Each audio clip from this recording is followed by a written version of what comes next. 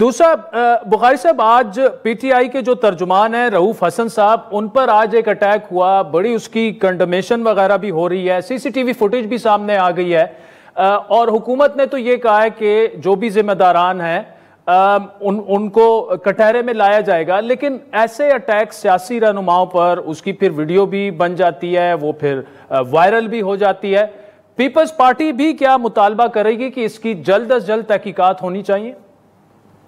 देखिए जी, हम तो हमेशा तशद्दुद वाली पॉलिटिक्स के ख़िलाफ़ रहे हैं, और किसी शख्स भी, वो तो उनके ऑफिस बेरर हैं, तशद्दुद तो काबिल कबूल नहीं, बल्कि ये जुर्म के ज़ुमरे में आता है अगर किसी पे तशद्दुद किया जाए।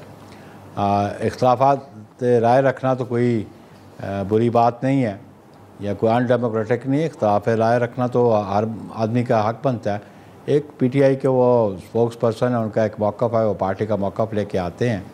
आप डिसएग्री कर सकते हैं, लेकिन पीपल्स पार्टी तो कभी भी तशद्दुद वाली पॉलिटिक्स को सपोर्ट नहीं करती। और बिल्कुल जिन्होंने वो तशद्दुद किया है, और पाकिस्तान के जो आइन और कानून और ज़ाब्ते हैं उनके मुताबिक जो एडमिनिस्ट्रेशन है उनको कार्रवाई करनी चाहिए।